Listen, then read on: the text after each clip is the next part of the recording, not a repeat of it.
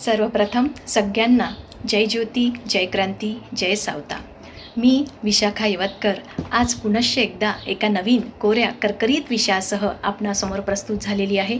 मैत्रिणींनो, सर्वात आधी तर आपणास आज असणाऱ्या महिला दिनाच्या भरभरून मनापासून खूप खूप शुभेच्छा देते. खरं तर आज 8 मार्च सकाळपासून अगदी शुभेच्छांचा वर्षाव होतोय. आज असं वाटतंय जणू काही माझा वाढदिवस आहे की काय. आणि प्रश्न देखील पडलाय की आजच का वर्षातील 365 दिवसांपैकी फक्त एकच दिवस स्त्रियांचं गुणगान करण्यासाठी, त्यांच्या स्वतंत्रतेसाठी असावं. खरंच हा प्रश्न पडतोय. एकच दिवस महिलांच्या मुक्ततेसाठी असावा. खरंच मुक्ततेसाठी का? खरं तर महिलांचं असं झालंय की शेतकरी जसा बैलपोळ्याच्या दिवशी बैलाला एक दिवस सजवतो, नाऊ माखू घालतो, अगदी गावातून संपूर्ण गावातून त्याची मिरवणूक काढतो आणि त्याला गोडधोड खाऊ घालून नैवेद्य अर्पण करतो, तसंच लगेचच दुसऱ्या दिवशी त्याला राबवून कष्ट करून त्याला कामाला लावतोय, घाण्याला झुंबतोय. तसंच अगदी स्त्रीचं झालं आहे. वर्षातील 365 दिवसांपैकी फक्त एकच दिवस स्त्रीचं गुणगान करायचं आणि दुसऱ्या दिवशी लगेचच तिला कामाला झुंपायचं. किती खंताची बाब आहे नाही. अहो, कर्तृत्ववान स्त्रियांचं आयुष्य इतकं छोटं नाही हो. आणि असं म्हटलं जातं की पुरुषाचा पगार आणि स्त्रियांचं वय हे कधीही विचारू नये, कारण स्त्री ही कधीही स्वतःसाठी जगत नसते. ती जगते इतरांसाठी, ती जगते समाजासाठी, ती जगते घरातील मुलाबाळांसाठी, ती घरातील प्रत्येक व्यक्तीसाठी झटत असते. अष्टभुजा म्हणून आपण देवीची पूजा करतो, पण खरी अष्टभुजा ही आपल्या घरातच आहे हे मात्र विसरून जातो. लक्ष्मीपूजनला आपण मातीची मूर्ती घरात आणून तिची पूजा करतो आणि साक्षात घरातल्या लक्ष्मीला तिची अवहेलना करतो, तिला उणं दिवणं बोलतो. खरंच हे अस्तित्व आहे का स्त्रीचं?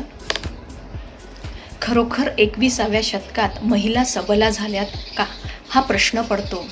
कारण सरकार महिला सबलीकरणाचे कार्यक्रम, योजना अनेक ठिकठिकाणी राबविल्या जातात.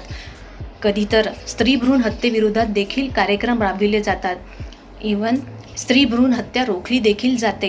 पण त्याच वेळी त्याच महिलेला अगदी बलात्काराला सामोरं जावं लागतं. अगदी इवल्याशा निरागस कोवळ्या कळीपासून ते म्हाताऱ्या आजीबाईपर्यंत महिलांना अतिप्रसंगाला सामोरं जावं लागतं. मग आपण कसं काय म्हणू शकतो की महिला सुरक्षित आहेत? महिलांना बाहेर कायद्याने संरक्षण स्वातंत्र्य मिळालं देखील असेल, पण आज तागायत काही घरात देखील महिलांना स्वातंत्र्य मिळालेलं नाही.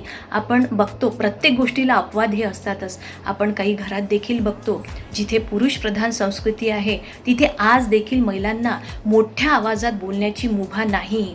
जर घरात कुठलं कार्यक्रम असेल, कुठल्या कार्यक्रमाचं नियोजन असेल, तर त्या स्त्रीचं मत विचारात घेतल्या जात नाही.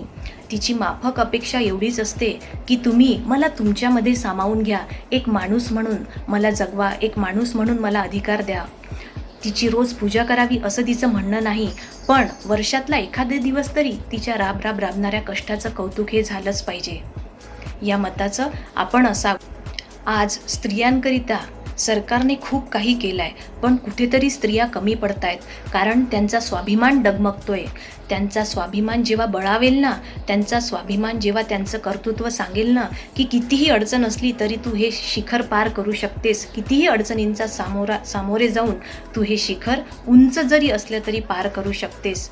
आणि म्हणूनच मी हेच म्हणेल की आजकाल प्रत्येक मुलींकडून ही तक्रार येते की काही मुलं, काही टिंगल टवाळखोर मुलं आम्हाला त्रास देतात. पण मी त्या सर्व मुलींना सांगू इच्छिते की मुलींनो, जेव्हा तुमच्यातली दुर्गा जागी होईल ना, जेव्हा तुमच्यातली कालिका जागी होईल ना, जेव्हा तुम्हाला आठवेल की झाशीच्या राणीने एकटीने इंग्रजांविरुद्ध लढा दिला, त्या झाशीच्या राणीला आठवून तुम्ही फक्त त्या टवाळखोर मुलांना लढा देऊ शकत नाही का? स्वतःचं एवढं तरी स्वतंत्र अस्तित्व असावंच. जर खरोखर प्रत्येक स्त्री, प्रत्येक मुलगी ही स्वतः कणकर झाली, स्वतः खंबीर झाली, स्वतःचं संरक्षण स्वतः करायला शिकली, तर खरंच आज आपल्या नारी शक्तीला कोणीही आपल्याला आडवं जाणार नाही. आपलं प्रत्येक कार्य आपण तडीस नेऊ. आणि हेच मला आजच्या आपल्या महिला दिनाच्या दिवशी आपणास सांगायचं आहे. अशा तमाम महिला शक्तींना, नारी शक्तींना मी मानाचा मुजरा करते आणि माझ्या शब्दांना इथेच विराम देते. धन्यवाद. जय ज्योती, जय सावित्री.